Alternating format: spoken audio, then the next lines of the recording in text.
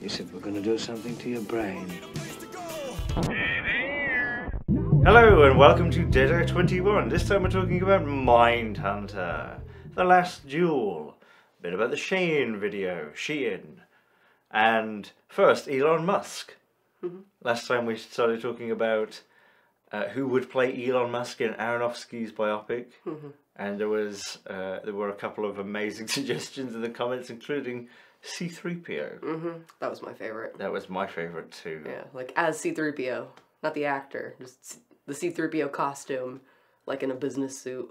Yeah, acting as C-3PO. Yeah. I imagined him for some reason in a tuxedo. Okay. Like, I imagined him with his mum, who's still like a human woman. See, I immediately thought of like the yacht photos and like a Right. fat C-3PO.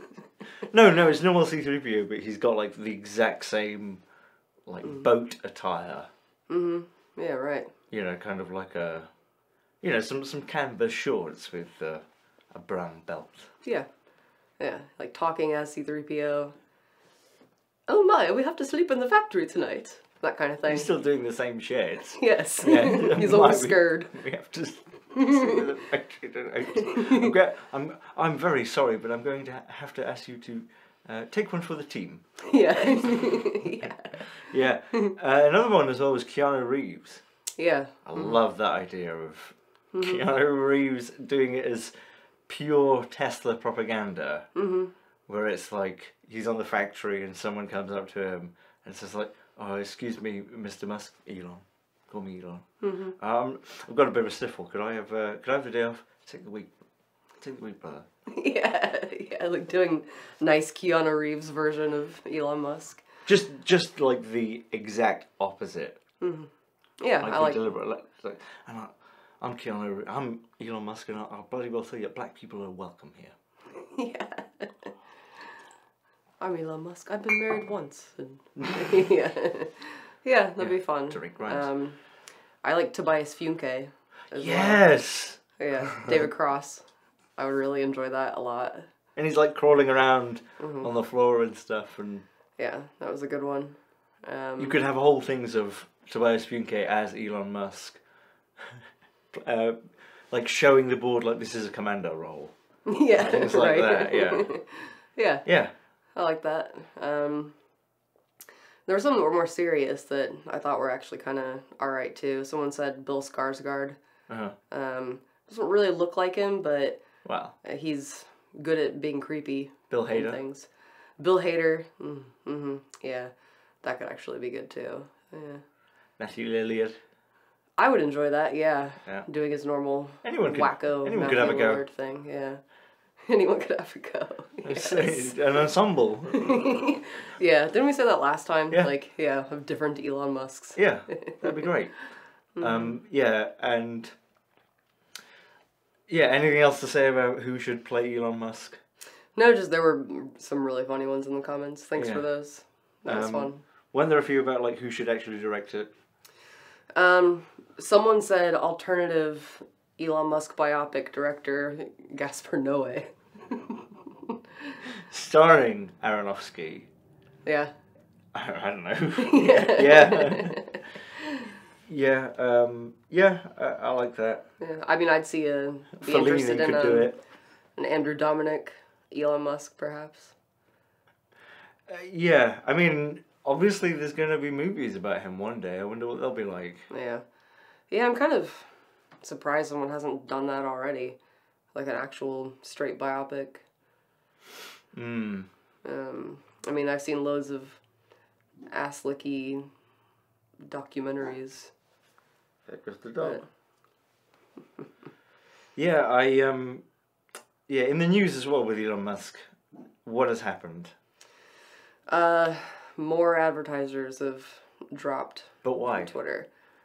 Because of him liking anti-Semitic tweets And responding to them. And from what I saw, I only read a little bit about it this morning. Advertisers being pissed off that their ads are being served right next to like potentially white supremacist content and stuff like that. So, can you remember the list of who all? I know Apple. Apple, Comcast, I think Disney Plus now. or Disney, Lionsgate. NBC Universal. Right? Yes, because there was a Bravo ad served. Yeah. I mean, kind of rich coming from some of those companies anyway, but, you know. Well.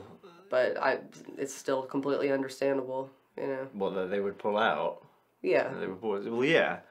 I mean, like, why have they waited this long? Yeah. Really. But I suppose they were waiting for an excuse. Yeah. Yeah, so Media Matters are the people who reported on this, and he's now said that he's going to sue Media Matters. I saw that, yeah.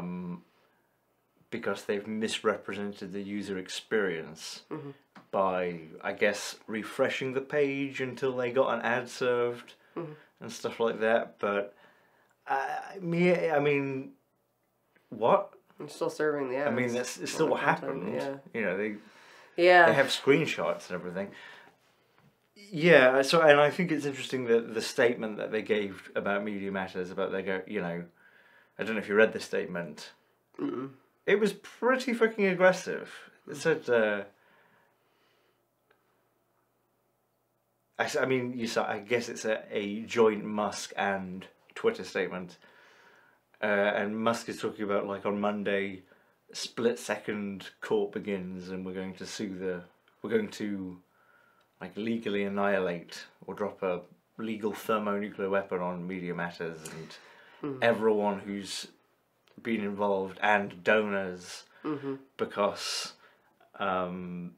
this is an attack on free speech. Like, how's it? And then goes on about this is an attack on free speech and people should be free to voice whatever they want and say what, you know, kind of whatever they want. That's what makes society great, sort of thing. But then what they're doing is free speech then by that definition. Yeah. Well, there's also the difference between free speech and compelled speech. I agree. You know. Yeah. Advertisers have a choice to not put their... not want their shit next to content like that. Well, that's totally the thing. Yeah, I agree. No, I agree. I guess they've probably just been waiting for something like this to pull the plug. Yeah. But, I mean, it's about time. Yeah. Do you think it's going to spiral more?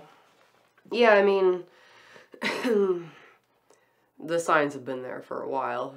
I mean, I want to say just a couple episodes ago. The show I saw the signs. Opened up I too remember Ace of Base. Their primitive drumming. Yeah, I mean, we saw that report not too long ago about how advertisers have been dropping out. Like, what were those figures that we saw for HBO? Like, they went from like millions of dollars to like $5, something like that. Yeah. So, I mean, it's been in progress, I think, for a while. Wasn't it literally $5? Or was that Visa that did that? I can't recall which one was which. Yeah, but it's been happening for a while. So, doesn't really surprise me at all. People pulling out. And what was he saying this morning? Or maybe it was from last night. Something about you should get the new premium Twitter Blue so you don't see any advertisements because major advertisers are the biggest impediment to free speech. That's not an exact quote. This is like when I first woke up this morning and I was like... Well, that's what he was like, I suppose. Yeah, it may have been exactly what he did, yeah. Maybe he just talks in his sleep, and this is all text-to-speech. I think he's just a really impulsive person. Yes, I think so, for whatever reason. Yeah. Yeah. Because, I mean, I think... strategically, it just doesn't... Even strategically of, like... Yeah, he's trying to make money, but also he's a narcissist, so he's compelled to, like, you know, keep his name out there and build his legend and all this. Even then, his actions don't 100% make sense, even with that sort of bizarre desire. Yeah. Oh, sorry. I guess he's also just someone who's used to getting his way, and the little bits that I've read about him, kind of like behind the scenes stuff, you know, being very like demanding and like does not take criticism well. You know, if you disagree with him on something, he can fly off the handle. And I imagine over time you just kind of naturally start sifting out anybody who would question you or talk back, and you end up with yes men. Yeah, it's almost like the natural fail-safe for what would you call it, for perennial leadership. Do you know what I mean? It's like the natural fail-safe is like you become powerful and successful in something, and you as you're coming up, you're learning and working out your plan, and you're seeing criticism all the time, because the more successful you are, the more you're going to get. And even though that might be a tiny amount, like you can look at this on YouTube, and you know, this could be applied to YouTubers or business people or wannabe warlords in the past or whatever, and then eventually you get to a point where you're successful and it's like, well, I found my formula. Yeah, I'm doing things right now, or I wouldn't be successful. So like the critical voices, which were always just a minority anyway, I don't need to look at them anymore. Yeah, and like I've made it, so I've... Yeah. And actually, I'm, you know, then it becomes like an affront just to hear it. Even if you can accept that it's correct. Like, oh, you fucked that thing up. Like, I know, I don't need to hear that. I know. Yeah. And then you start, like you said, to weed out anyone, even though your closest, earliest compatriots who are like looking at you going, you weed out them, and you get a complete echo chamber, and then you fall because you can't fall into a place like, stop being negative. You know, you're not helping. You're being negative. Like, let's get the negative people out here. Yeah. Yeah, all the people who saw what was happening there and tried to do something about it. And yeah, it's from what I gather from the couple documentaries we've seen on that with the employees. Yeah, like people were pointing out like these are major problems and weren't listened to, and in some cases threatened. You know, yeah, makes sense to me. Yeah, and then that's what I think. I'm not basing it on anything. Just that's kind of like the natural fail-safe in that sort of leadership cycle of being very, very individual driven. You know, where it's almost like a leadership cult. Not necessarily, it could be a small business, but that's how it goes, and that person's critical to its success. And then if you look at sort of lineages, it's like the same thing but over a longer period of time. I think, where, you know, like Edward I is this sort of brilliant and strategic and brutal king who's like up until like his last days is, you know, knows everything that's going on in his realm. And then Edward II is an idiot because he grew up without, you know, he's by the time he's king, he's now, I don't know, just an example, you know, he's never had to lead. He's always been in the shadow of someone great, and then his son was good again. What am I trying to say? I'm trying to say that, like, thank God people don't live forever. Because if they did, they'd have carved it up. It'd be like Highlander. That was the point of that movie. Yeah. Ozone layers. Sorry, I kind of went off track there, but do you know what I'm sort of trying to say? Yeah. Just my thoughts. Like. Yeah. I get you. Yeah. I mean, I guess one way to put it is like, when you're just starting out with a venture, perhaps, you have like a set of constraints and allowances, and over time those constraints and allowances shift. You're less constrained, more allowed. Does that make sense? Yeah, and I suppose, yes, and when you're just starting out, you know, when you're climbing up the political ladder in Rome or something, it's way more difficult to insulate yourself. And then eventually you'll start having more choices to do that. And there are some people throughout history who are clever enough not to do that. humans. Yeah, sorry. Yeah. No, you're fine.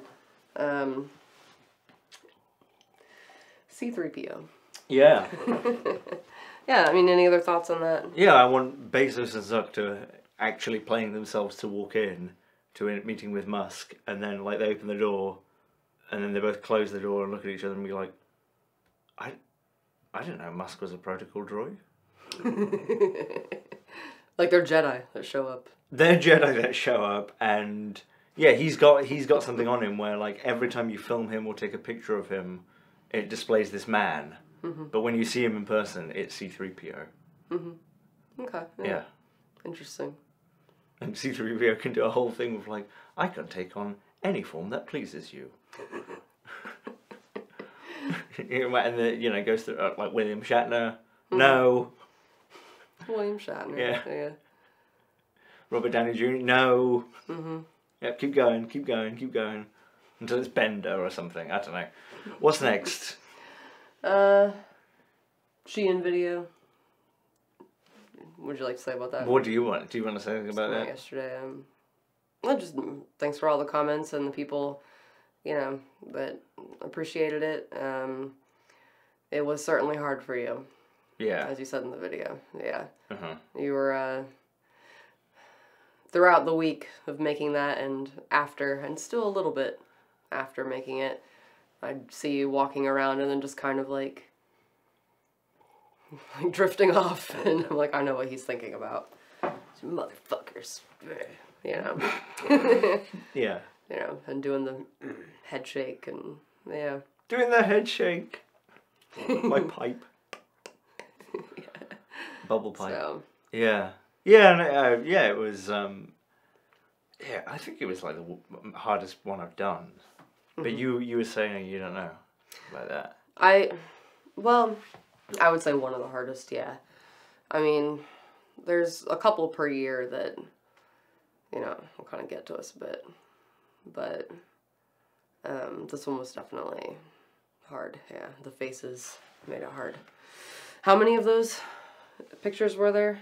On the actual database, there's like 2,000 or something. Yeah, so... Yeah. Well, yeah, I don't really have anything else to say about that. No, me either. Just thanks for... Yeah, thanks for watching it. Watching and commenting, and... Yeah.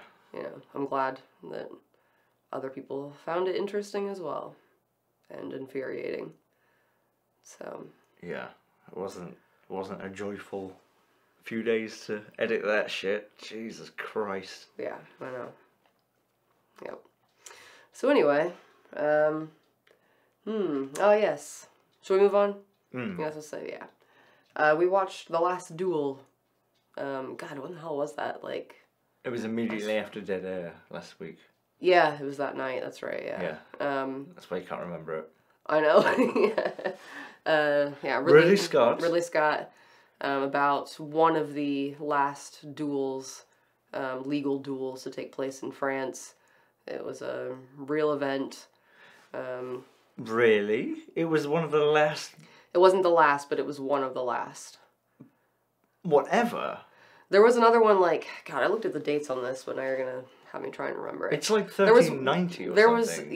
The very last one, I want to say it was like 15 or something, but I guess it had slowed down or something. So in like the 18th century, there weren't like French officers like pistols at dawn sort of thing?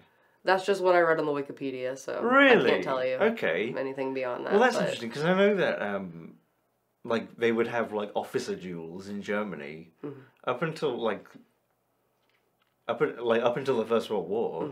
Definitely. I mean, maybe yeah, like I said, I guess I should have brushed up on it a little bit. I find your mustache most imprudent. Maybe perhaps one of the last like state-sanctioned duels. I don't know, because it was like a huge event when it did happen. So the brief thing, the story is about two knights, basically. Two squires. Squires.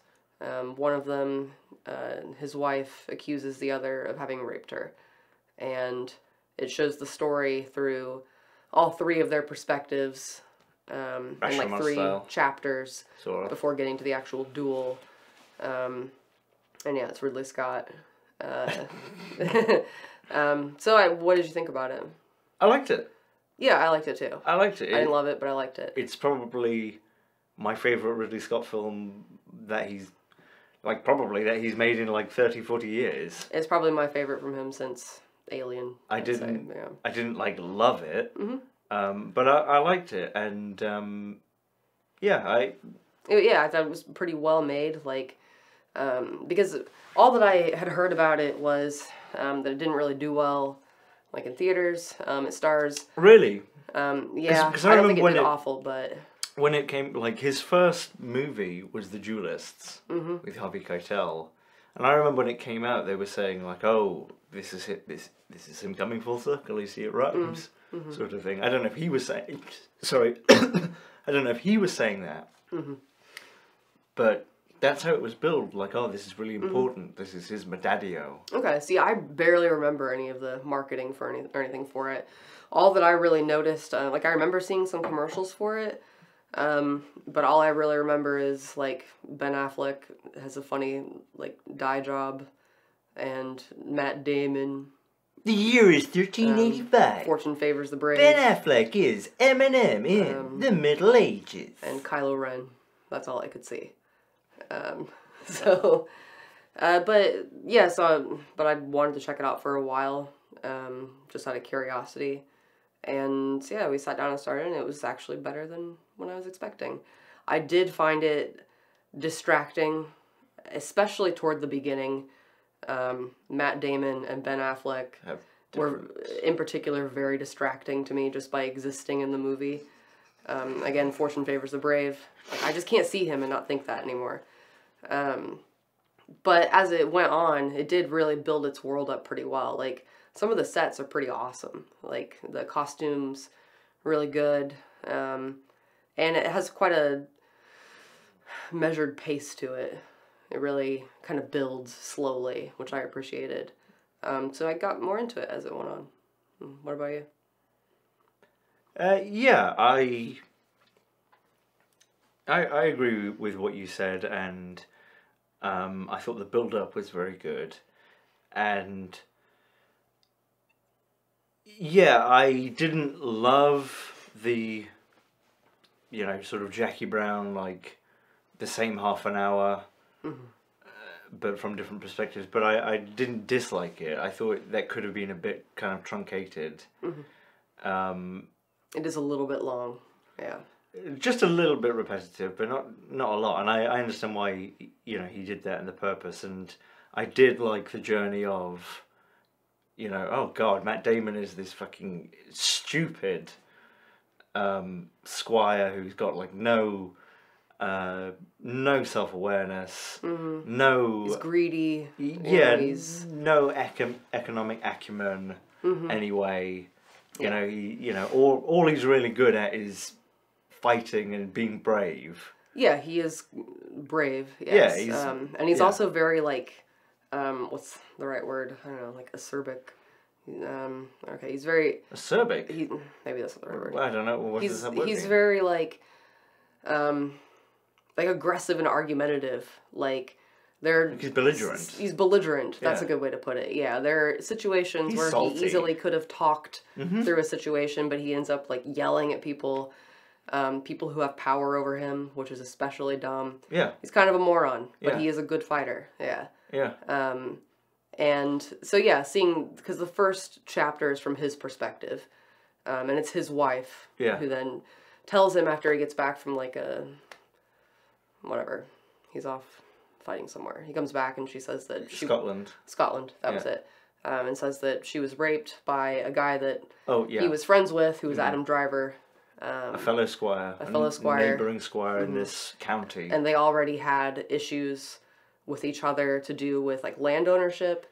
Matt Damon really wants this land that came with his wife as part of her dowry, and Adam Driver manages to like get that land instead through some shenanigans. What happens is Matt Damon is promised this small piece of land with several other pieces of land for the dowry to get married to this landowner's. I don't know if he's a squire as well. I don't think he is. you know, he's got quite a bit of land, and you know, he's got one daughter, so here, have these 5 pieces of land. And he's kind of out of favor with like royalty and stuff himself, and I don't know how relevant that is, but so Matt Damon is getting married, and part of this deal is this piece of land is going to him, but then when he's getting married, the father comes up and says, I couldn't pay my taxes because there's been a plague. No one can. So I gave that piece of land that I promised you to the Count. And the Count has given it to Adam Driver. Yeah. Adam Driver because the Count is Ben Affleck. Because the Count is also not interested in taxes, just fanning around in his beautiful silk robe. And even though it's not Adam Driver's fault, well, he does kind of bully the dad a bit about it. oh yeah, no, totally. But no, I agree. But yeah, sure, okay. Well, Matt Damon is particularly pissed off with both the Count and Adam Driver. Yeah. And then his wife accuses Adam Driver of rape. We see it from, at first, Matt Damon's perspective. Of her just telling him and stuff like that. Yeah. So we see the lead up from Matt Damon's perspective where, by his own account, he's a bit of a dickhead. And then from Adam Driver's perspective where he's even more of a dickhead. But then by Adam Driver's perspective, he does rape his wife. Yeah, he does. Yeah, and it's through his perspective. That's what happens too. What does he say? Like, she gave the proper. She said no, like she was supposed to, but you know, he's acting like she wasn't really fighting that hard though. It's kind of like how he makes it sound. Yeah, so we kind of see in between the other scenes of, you know, through Adam Driver's perspective, him talking to the Count and talking to the dad. So we were kind of getting more information through each of their sides. And then the third part is the wife's perspective, which adds this other kind of layer to it. Because you see, while Matt Damon's gone, like, she's actually trying to, like, take care of, you know, their holdings, and, you know, she's going around, like, actually collecting taxes from people who are like, oh, Matt Damon never showed up to get the taxes. It's no problem, take them. But he's just telling, Bitcoin anyway. Yeah, but he's, yes. And he's saying, like, nobody wants to pay taxes, and I'm going to lose everything, and, you know, just, you see more of, like, how he's a bullshitter, and then you see the actual rape, which is much worse than Adam Driver's perspective of it. And then, yeah, that leads up to the actual duel. And there's quite a build-up. Like, I was pretty invested by the time we got to the duel. I was ready, you know, to... And it was not totally clear to me, especially not having known the story that it's based on, you know, the actual event that it is based on. I didn't know what was going to happen. And I felt pretty invested by then. Even though, you know, you've got two arguably bad guys. One of them definitely a bad guy, and the other is pretty much a dick too. And it's kind of nuanced, you know. I still knew who I was rooting for at the end, though, you know. Yeah. You see, I think I liked it because it has pace and everything, and I really like the way it's shot. And we discussed, like, the combat. I understand it's a lot more expensive and a lot more expensive to have, like, proper medieval combat. I wish there'd been more of that rather than just the Braveheart thing of everyone is actually in individual combat all around each other. Like, opening scene with Matt Damon, and it's just like a charge into just like a cavalry charge, and like I too would have wished that there was a little more something else to that, a little more realism in terms of, like, tactics and stuff. But that's ultimately just a movie thing. Yeah, exactly, and it wasn't about that. Yeah. But that was something. But what I really liked about it was, the characters, the development of how we feel about them. Because I agree that Matt Damon is a dickhead, and you know, one of the things I like about the movie is we get quite a bit from the wife's perspective, and we see like, oh, yeah, just how, I mean, obviously misogynistic 14th century France was. Naturally. You know, so you've got to sort of, I don't know if you've got to judge it by those standards, but like, yeah, Matt Damon coming home and his wife telling him that she's been raped, and then him being like, that I'm gonna kill him. That's just so wrong. Let's have sex then. Yeah, that's obviously gross. Yeah. But like, I ended up really liking Matt Damon's character towards the end. Yeah. I ended up seeing all those same, not problems, but like, yeah, like he is belligerent. Like he cannot get on with people, and he doesn't really have the brain to back it up. He just cannot be reasonable either, you know. But in a way, like, I really respect that, because he's not scared at all, and as bullshit as it is, like, I think he probably is like into like France. Yeah, he says multiple times throughout when he's kind of getting into arguments with people, I fight for the king. I fight for the king, and like you believe him, you know. Yeah, it's nuanced, which I appreciate. You know, instead of, because somebody else making this or making it in a different way, you could have made it where Matt Damon is like a straight hero in the story. Yeah. You know, like a good guy, and he's not. But by the end, you still want him to fucking flay Adam Driver for what he did. Do you know what I mean? The clever snake versus the raging bull. Yeah. Sort of thing. Yeah. Yeah. Yeah, I liked it. And you probably want the clever snake going through your taxes and not the raging bull, but you don't want to leave any ladies alone. Yeah. And there were... Slippery Adam Driver. Yes. Yeah. Yeah, I mean, there were a couple bits where the wife's talking about, like, she's not going to back down from her accusations because it's kind of made clear, like, okay, Matt Damon is like, I want to fight a duel. Like, ask the king of France, can I fight a duel with him over this? And more or less, they're like, yeah, okay, you can, but if you lose, then it proves that, like, God wasn't with you and that she was lying and she's going to die too. And she sticks to her guns. And she's like, pregnant. She's pregnant, yeah. I'm not going to be silent. And it was just slightly distracting a couple times where she was saying that kind of stuff. And You thought it was too much? It was just slightly too much, because the actress did really good. Like, she does a lot with her face, from what I remember, where, you know, like, you can see, like, the pain and the turmoil and stuff that she's dealing with. And I just think that maybe just a touch too much with her being like, I'm not going to stay silent, you know. Maybe it would be like that, I don't know. But it made me, it kind of stopped me for a moment, like, would she say that? I don't know. Like, it could have, in a way, it could have been even more effective had she been, like, continued to say what she was saying, but been very meek about it. Yeah. You know, and all the women are, like, meek and, like, looking at the floor and, you know, because they are second-class citizens. Yeah. Yeah, you think it was a bit, it wasn't as nuanced as it should have been. It was a bit too... Just a bit, though, yeah. Like, this is what we'd have liked it to have been, but... I think so. But it wouldn't have been like that. Yeah, but like I said, just a bit. I mean, there was really just a couple of times where she was like, my voice will not be silent, and like, just I don't even know how to put it, like, just the teeniest bit, because overall it was pretty nuanced, I think, you know, as a film. Yeah. Yeah, and but I mean, I found it effective. You know, like you said, I think it is at times it was just like a touch too repetitive, where we see these same kind of events from different perspectives, but not too much. Yeah.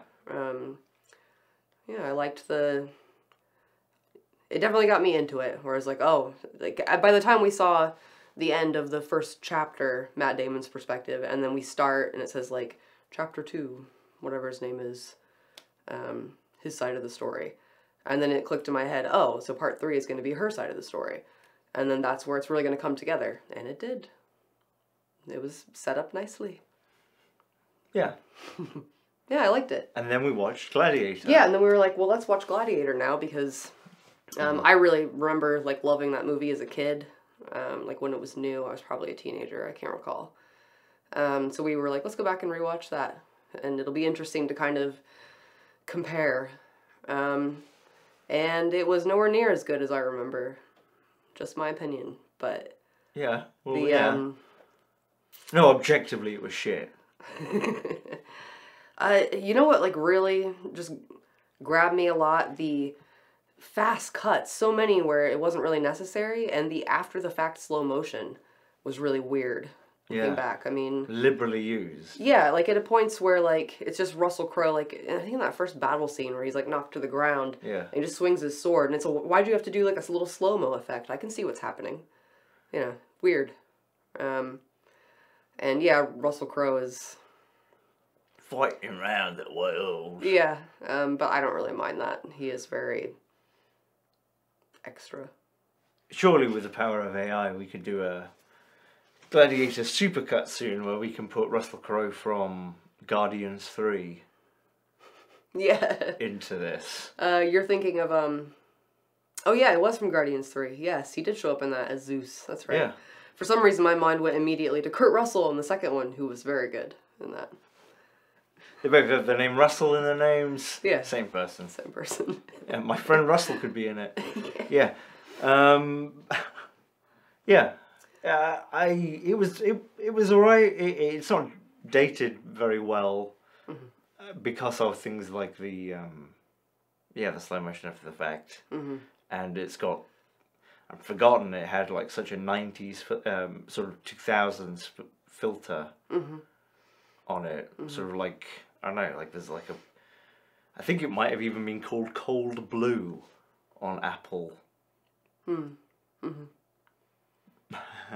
On what is it called, Final Cut Pro or something, like a, I know they didn't use Final Cut Pro and use a built-in filter, but it's just got that certain look where like for like 18 months in the 2000s it was like really cool or something. Yeah, cool toned, yeah. Yeah. I also, part of it... Just occasionally it's got that though. The score sometimes as well. You thought that was too much? Well, see, it's kind of a chicken or the egg problem, I suspect, because especially the ending song, which I want to say after Gladiator came out, you started hearing that song like everywhere. Away. However it goes. And why doesn't it go like that? I can't remember how it goes, but sing it then. Sail away, sail away, sail away. Yeah, I can't hear that song now without having a chuckle, because it was, and I guess that's probably a lot because of that movie. You know, that song like had a cultural moment after that. Yeah. Where you'd hear it in other movies and commercials and all kinds of stuff. Gladiator was a bit of a cultural moment. It was, It sort of kicked off a not very long attempt at revitalising swords and sandals. Remember Troy? I do remember that, yeah. Never seen it. I think I may have started it and then not watched the whole thing. Oh. Yeah. But yeah, I know what you mean. You get these like trends, you know, going, and it was definitely interesting going back to that and then seeing The Last Duel, which I would consider much more mature. Yeah. And better technically done as well, in my opinion. But, I mean, there was still some good stuff there in Gladiator. I didn't hate it. No. But it is very, like, what's the right word? Like, saccharine. Saccharine, yeah. Yeah. It's very saccharine. Yeah, and takes itself really seriously. Yes. And The Last Duel took itself pretty damn seriously, but it was effective. Yeah. And treated seriously. Yeah. So, yeah. That was interesting, just, you know, seeing how different they were. Because we watched them, like, back to back, just about, so. Yeah. Oh. Do you want a break? Yeah, why don't we take a little break, I suppose. 5 minutes later. Okay, so Mindhunter. Yes. Yeah. What did you think about Mindhunter? And what is Mindhunter? Mindhunter is a series on Netflix, executive produced, showrunner, director of some episodes, David Fincher. It's about, based on a book, or inspired by a book about the first, basically the first serial killer, like, profiling unit in the FBI, following a couple of FBI agents. My feelings about it kind of changed over time. I really liked the first half of the first season, and then, especially like maybe half to 2/3 of the way through, it started to really slow down a lot and started to feel like there was a lot more filler, and then the same thing happened with season 2. I felt like about halfway or so, we started getting way more filler. Seems like the template for TV. Yeah, which was interesting, like, because the first season had 10 episodes. It really could have been 8. It could have been like a solid 8. And then the second season was 9. Yeah. And could have had a solid 3. I'd say a solid 6 out of the material that was there. Yeah. Yeah. I didn't hate it.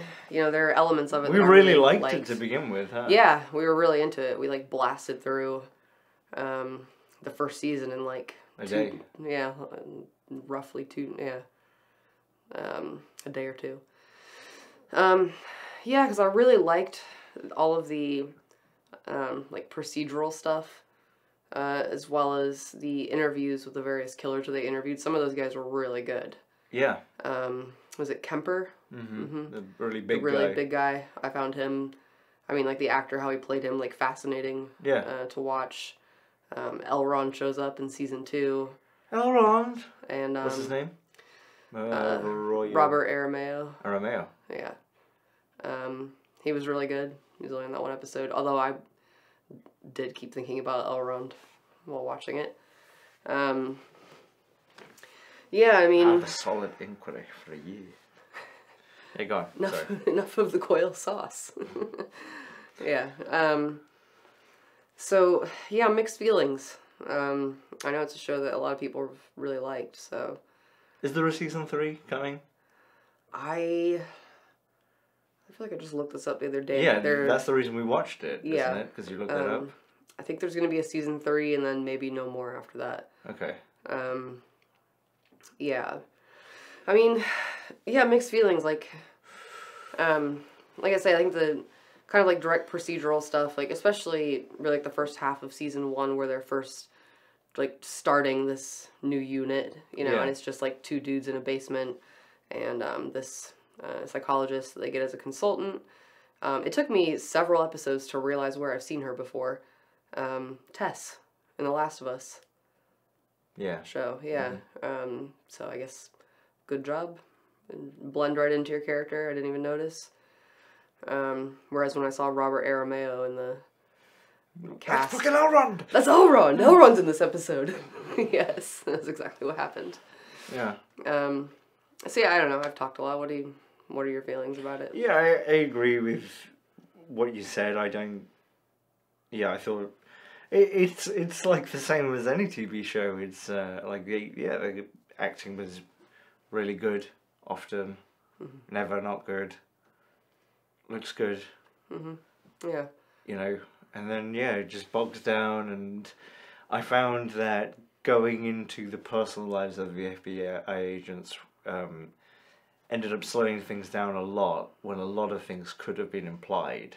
That was one of my main problems where I felt it got slow, is like, I feel like in the second season we went back to Scientist Lady and her relationship with that other lady, like, multiple times every episode. And it's like, I get it, this impacts their personal lives. Same with Holden in the first season with his girlfriend. I was like, oh, well, they're gonna break up in a few episodes, and then, you know, it's like, oh, I got it already. Oh, yeah, I mean, you know, that it affects their personal lives, and... Season 1... I think as soon as we met her, we were like, well, okay, so they're going to break up. Are they going to string this out until the end? Yeah. Of... Yeah.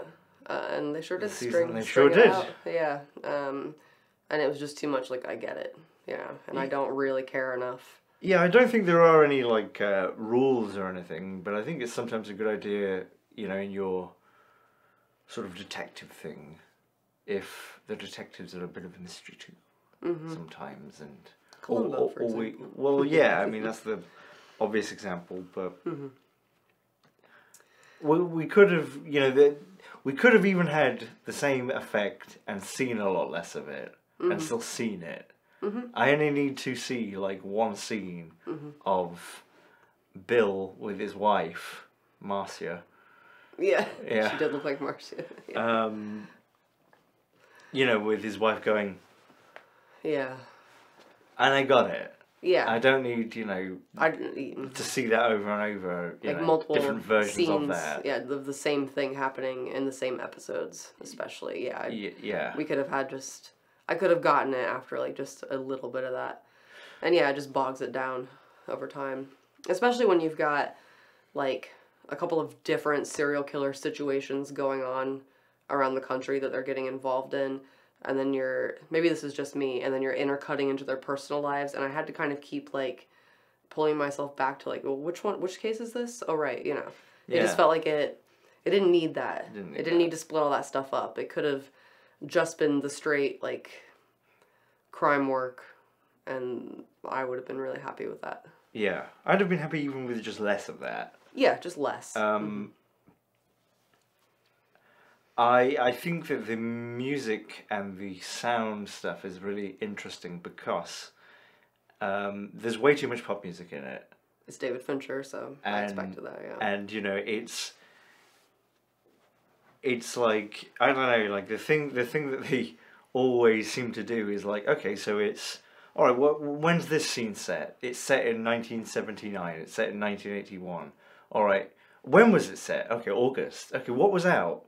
And they go through like the top 10 or like what was music from 1981, and it's all like super mainstream pop stuff, which is fine, but it gets pretty wearing. Like I'm trying to think of an example in the thing, but all the songs are very recognizable, and kind of inevitably you get one or two where it's like, oh, I remember when a movie used this music really well, and it never really uses it that well. It's not seamless. But then it's also got a score, which is really good, and there are moments it kind of comes in which otherwise would have been or wouldn't have felt important, but when it comes in, you start to think, oh, okay, why is this important? And it's this, you know, kind of dread-inducing music. Atmospheric, relatively subtle. Yeah, the score is good. And then you've got all this sound design of 5 George Street, South Central, 1300 South Central, which is the same fucking files they were using in GTA 1, right? The same radio files, like recorded in like 1980 or something. They must, you know, like these studios must have like a 120-minute tape. It's back in like the mid-2000s, you could hear on every South Park episode the Final Cut Pro like default swooshes and stuff, like just the defaults that had come with Final Cut Pro, like the swells and stuff. Like, how lazy can you be? Like, you've gone to all this trouble to make this TV show. Just you don't need like old radios or anything. Just go into a booth for 5 minutes and just have someone read like shit like I need an APB on a you know, on a 1978. I get you. Because then in other places, sometimes the sound design was pretty good. Like during the Elrond interrogation, where suddenly you hear like swelling of just people outside this room. Like things get a bit loud out in the prison for a bit, and it comes back down, and it's like kind of almost over his voice a little bit, and then goes down, and like that felt pretty naturalistic. You know, it's kind of a mixed bag on some of that stuff. That's how I felt. Yeah, like all the prison stuff was great. Like it feels horrible and very, very loud, you know, and like echoing and stuff, and that really was really well done, I thought. Like, you know, prisons, it's not just dreadful in this, it's restless. Yeah. You know, there's no respite, there's no way to, you can't just go to your cell because there's just this constant sort of hooting. And, yeah. So I mixed feelings. Minor no, it's good. Especially the 5 George Street. I've heard 5 George Street so much. Mm-hmm. That one, like 5-second bit. 5 George Street, South Central. 5 George Street. Mm-hmm. Yeah, I get you. There's a lot of crime going on in 5 George Street. Yeah. Like if I hear that Mm-hmm. that same that they used on Wallace and Gromit in 1989. Mm-hmm. I know the one you're talking about. Yeah. I still hear that, and like, I didn't catch it anywhere here, but all the time in like random movies we're watching, like just you can't do a little bit of Foley for like 2 seconds. Yeah, Yeah. yeah. That's what I. So open the door and record it, and there you go. Like obviously that's easier for us to say. We're not in the film industry, but Yeah. seriously. Yeah, but come on. Yeah, and some really good acting. I mean, like, it was frustrating to me in season 2 where we finally meet the killer in Georgia that they've been looking for a while. Made But we... in Georgia. On these shores. But they introduce him so late in the season. It doesn't feel like there's enough of a build-up like that, because that actor was creepy. You're talking about BTK? No, the Georgia guy. The black dude. Right. Yeah. Right. Like, I thought he was pretty great. Like, the way that he played him, he was... I mean, when you meet him, it's like, oh, that's the killer. Clearly. You know, the way he's responding to stuff and everything. Oh, you're talking about Peter Urkel. Peter Urkel is what we were calling him, yes. Mm-hmm. Yeah, but I can't remember which episode they actually meet him first, but it's late in the season. And it was just kind of like, I don't know, these elements of really great things that just, I guess what it really comes down to for me, I could forgive, you know, even like the sound thing, I could forgive. Oh, no, I don't think that's a big deal. Where it started to really get like the overall frustration I have is just feeling like there's this big lull in like the last like third or so, especially up to half. So do you think it'd be fair to say it's not really that we don't get enough of creepy Urkel, it's more that we don't get enough of him at the expense of like, oh, my relationship's suffering because of my work. Yeah, and it's like, I get that. We get like 4 scenes every episode, it seems like, of that. So like, I get it. Yeah, just, you know, it felt like something that's, after a point, it was just there to be able to cut away to something else. Yeah. And I, you know, think that I don't know. It just slowed down a lot. Almost like Bob Ross didn't finish his tree. We were just left with the happy mountains. Right. In the background. Yeah. Yeah. I mean, if I'll watch a 3rd season, but I'm not going to be like real excited. Did they miss an opportunity here to call it Munter? What? Mindhunter. I think Mindhunter sounds whatever, right? It doesn't matter, but it sounds to me like it's gonna be like an HBO series which is a drama but has elements of comedy about a psychic who goes to work for the FBI, and like, no, he's different because he is actually psychic. See, when I first saw the title Mindhunter ages ago myself, I thought it was something about psychics or some shit. That sounds lame. Yeah, or something paranormally, and, you know, my bad, I guess, for not looking, but... Yeah. What was the show that Kelsey Grammer and Camille Grammer, Donatello produced? Not Alias. That they produced. Medium. Oh, yeah, Medium. For some reason I thought it was going to be like Medium. No, just from the title. Nah, sorry. I get you, yeah. Anyway. Yeah. Speaking of which, did you enjoy this week's episodes of Frasier's? With Rooney? Did we watch that? Yeah. I don't remember. You don't remember the whole bit where he gets his zipper caught in the cappuccino machine? No. And the woman comes in and thinks he's fucking the machine? I could almost believe that really happens. Did we miss the last episode? I can't... You don't remember that bit? No. I don't remember that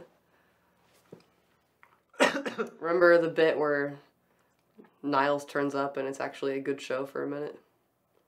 No, because it didn't happen. Maybe it did. We don't know. We didn't watch the last one, did we? Yeah, So. I completely forgot about We're it. letting the people down here. It doesn't help that it comes out at like 3 a.m. on like Thursday mornings. Like, I'm in bed. I'm not going to remember that shit. If it were good, I'd remember. I would wake up in the morning. Get out of bed to go watch Frasier. I tell you, what do you think about the second season of Loki? Which we haven't talked about at all. Not much. Again, I like the idea of Loki. Saccharine, but I liked the sort of saccharinified Gilliam sort of stuff that was backgroundy. Yeah. A whole lot of whatever. Yeah, I know. Nothing even to hate. Yeah, I mean, I really like Loki as a character. Yeah. And I think a lot of that has to do with Tom Hiddleston. I think that's right. Just playing him really well. But the first season was so fun, and the second season was so serious. It's like sometimes some characters are beloved because they're not the main character. Mm-hmm. Like if you made, do you know what? Like, I love Chewbacca. What a great character. I don't think it would be a really good idea to have a whole film about Chewbacca where he goes through the ups and downs of a protagonist, where he has to deal with shit. I don't want that from Chewbacca. I want him going, "Argh!" and potentially ripping Stormtrooper's arms off or whatever. Yeah, I know what you mean. Yeah. Yeah, I mean, I know what you mean. What I like about the Loki character is, I didn't mind, because they've done this in some of the other ones, like other movies and shit too, where, like, he's, mischievous and he's a villain, but he kind of has a heart too. I don't mind that. But there wasn't enough mischievous Loki for me. Yeah, and I agree. Like Loki probably is one of the better ones to do it with, right? Like, you could make it work, but then why do I like him? Yeah, because he's mischievous and not to be trusted, but also he's not nasty. Yeah.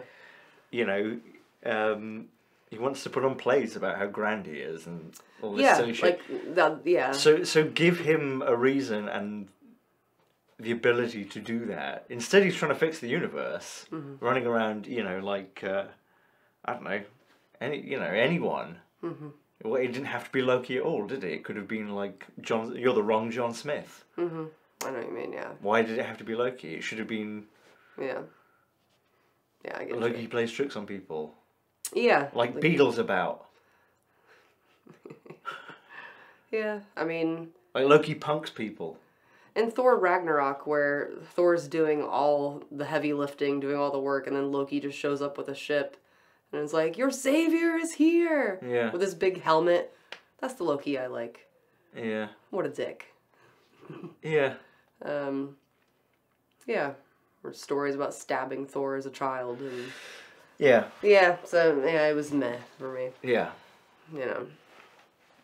I much preferred This Is Us as a child, This Is Us as an alligator. Yeah, That was fun. Yeah, me. Yeah. Sorry, I wasn't really planning on talking about that. It just came up. Anything else to talk about Frasier?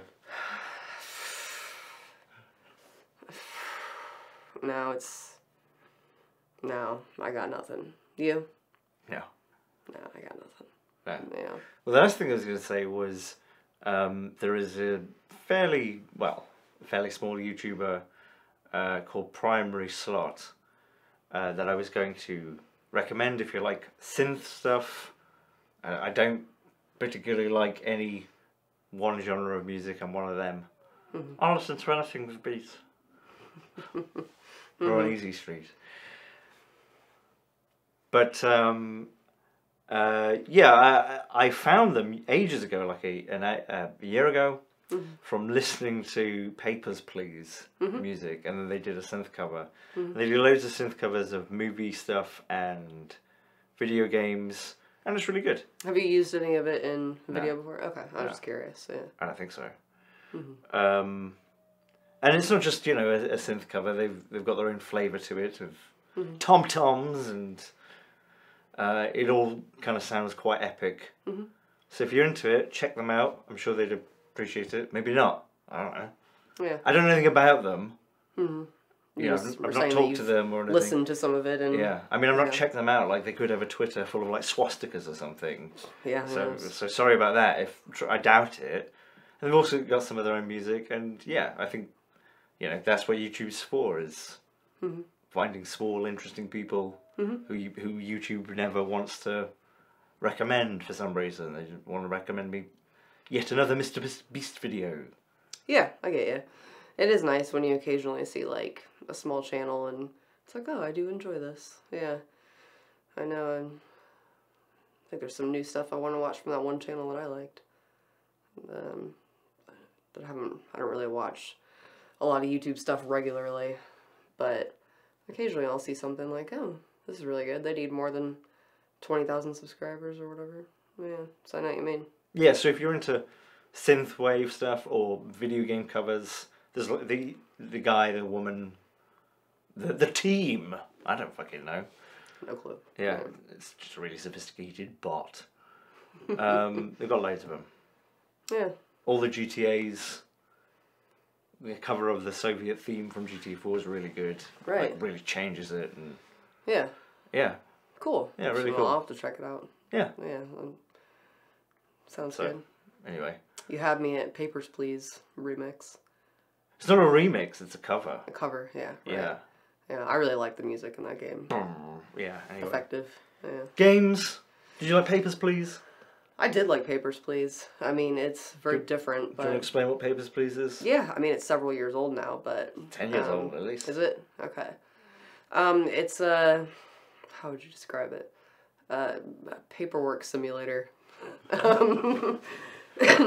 You are a worker in a fictional kind of Eastern European country called Arstotzka, and there's like a rebellion going on, and a lot of people trying to cross the border, and you work at like a border check unit checking people's passports, and it gets more complicated as you go on, and also you're trying to like pay your rent and feed your starving family and have no money for healthcare and stuff like that. Yeah. And it kind of goes off the rails a bit as you go further on.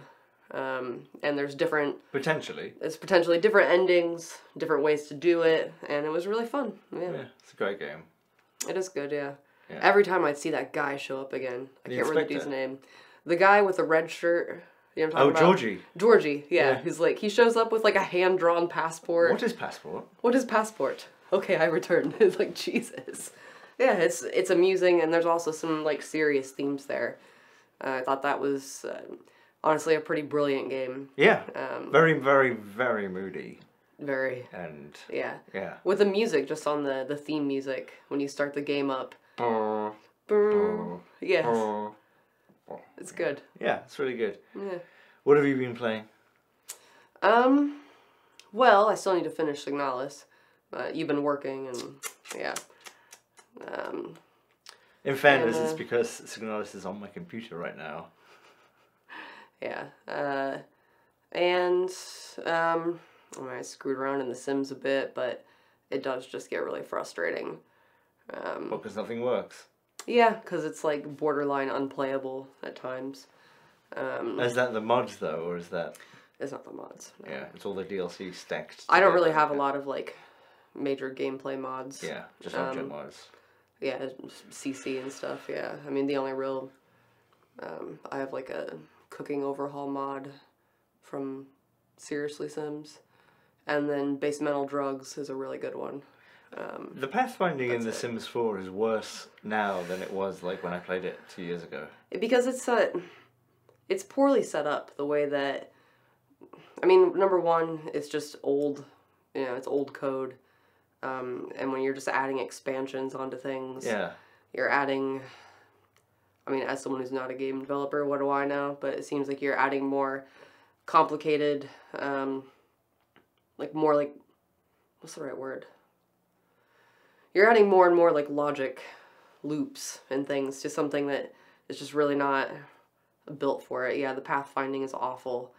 Because you played a little bit the other day. Tried to. Yeah. Yeah. It was extremely tedious. Like the building stuff is great. That's when I do go back to it. A lot of what I do is build stuff. Yeah. And then, as soon as you try to actually like play a lot, it starts getting frustrating. Yeah.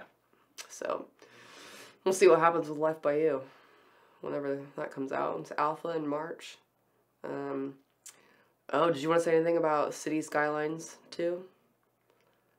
No. I haven't played it, but just well, like what? Oh, City. You were saying that it's gotten like really bad reviews. Well, I think it's got like 57% or something on Steam, which the way things are rated, I think, is pretty bad for such a big new game. Yeah. Yeah, I mean that's it. I haven't played it. Yeah, I still like the first one, but First one's great. yeah, I've not heard great things about the second one. So I've heard people say that it'll probably be really good once they've optimized it. Yeah, should have done that before release. Yeah. Apparently that's how they released the first one. I don't know. Yeah, I didn't play the first one when it was new, so yeah, I couldn't say. Yeah. Yeah. And I have been playing Satisfactory, which is a factory building game in the third person. I've had it for a number of years.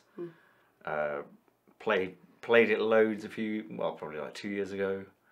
And I've not played it since update 6 maybe, and it's update 8 now. And it's really good. Yeah. It's really, really good, yeah. Yeah, I've never played it. I've seen you go back to it a number of times though. Yeah. I played it this time, started a new game, and I played it with like combat off. Because there's creatures that, it's not like very combat orientated at all, but there's creatures that defend their territory, and I just played it where they don't give a shit. So it's like I've got all these pets now, just walking through my factory. Yeah, right. Yeah, but I prefer it that way. Okay. Like just for that game, I mean. Right. I wouldn't play Factorio with that off. Yeah, gotcha. Yeah. What? Oh no, I was just thinking maybe I should go back to RimWorld. It's been a while. And do what on it? I don't know, that's the problem, is always like I end up doing the same things. And like what? Drug factories and stuff like that. I've never really done a full cannibal game. I was gonna say you could do that. Yeah, I don't think I've ever done one. I know that's one of the most popular things to do. Yeah. Yeah, I don't know. Might play something sometime soon. It's not going to be Starfield. I will play that at some point. But, yeah, watching you play it, I was not excited about it. Cyberpunk. I'd play Cyberpunk before I play Starfield. That's probably what I'll do, yeah. Yeah. Yeah. Well, I guess we're done. Yeah, I mean, I really got nothing else. Good. Alright then, well, thanks very much for watching. See you next week. Say bye then. See ya. Rude.